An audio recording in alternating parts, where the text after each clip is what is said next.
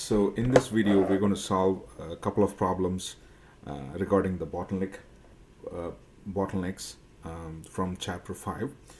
In part A, we solved a couple of simple problems regarding the same bottlenecks. So if you're watching part A prior to part B, it's definitely helpful to understand the part B better.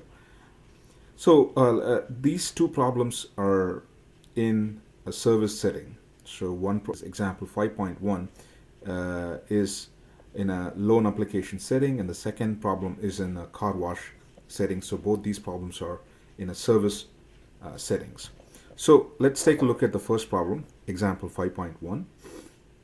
It's a good idea to pause the video and play it back on once you understand what the problem is all about. So I will jump right into the solving problem. 4 steps. First step is about checking loan documents. Second step is about categorizing the loans. Third and fourth step happens simultaneously. What this means is that while they are checking for credit rating, they also enter the loan application into the system. So the slowest one of these two steps, in this case step 3, is what matters most, because without completing the step 3, they cannot move to step 5. So step 3 is what matters most in this case, which takes 15 minutes, right? And then once step 3 is done, step 5, they can actually finish up the paperwork. So in this step 1, step 2, and step 3 and step 5, which one takes the longest processing time? That one will be the bottleneck. So the bottleneck is step 2, right? Because it takes 20 minutes per application. Now what is the capacity? Capacity is determined by the bottleneck. So 60 minutes divided by the bottleneck processing time, in this case it is 20 minutes per app, will give us 30 apps or applications per hour. So that is the capacity of this particular system.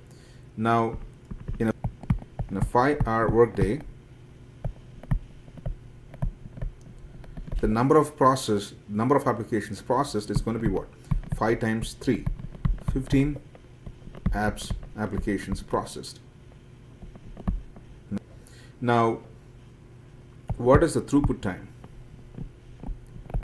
Throughput time is the time spent by an application in this system.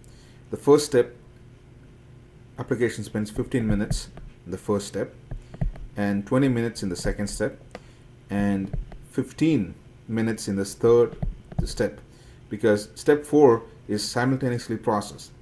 10 minutes. So total put together 60 minutes per application. That is the throughput time.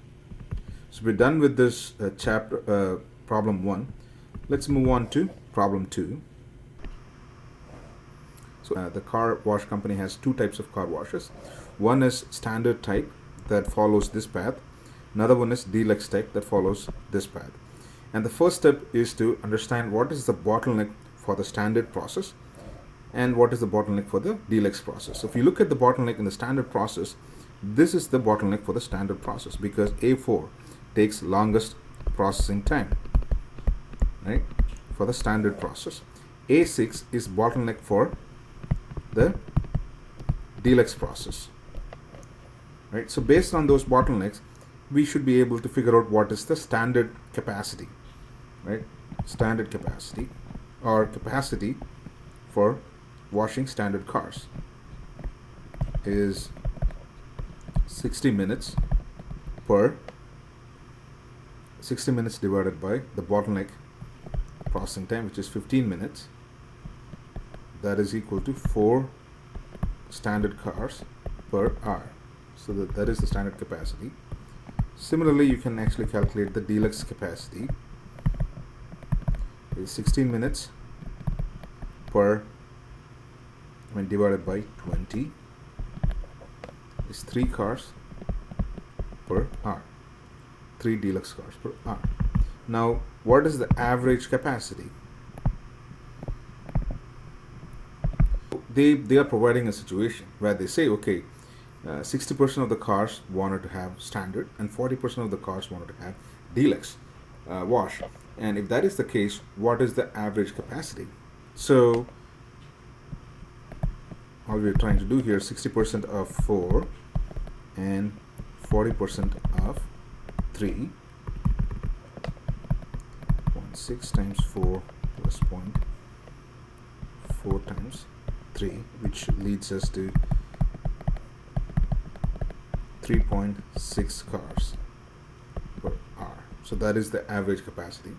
Where would you expect the standard car wash customers to experience waiting lines? The entrance of A2 is slower than A1. So there will be cars waiting in front of A2 because of that situation. And A4 is slower than A3. So there will be cars waiting in front of A4. And if you look at the deluxe line, A6 is slower than A5. So A5 processes the cars and send it to A6. A6 takes a longer period of time, and A7 will be waiting for A6 to send the cars, because A7 has smaller processing time than A6. So pretty much we are done with this problem set. Hope you enjoyed. Thank you very much for watching the video.